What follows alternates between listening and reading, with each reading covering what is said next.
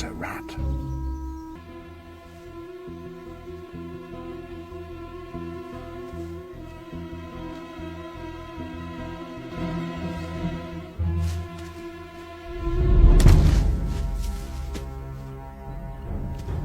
But catching rats is not easy, no matter how carefully you stalk them.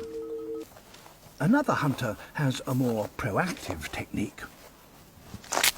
And that works. It's a lot of work for relatively small rewards, and demands its own particular style of hunting. A hunter returns. Mother demands food, and the successful hunter delivers it.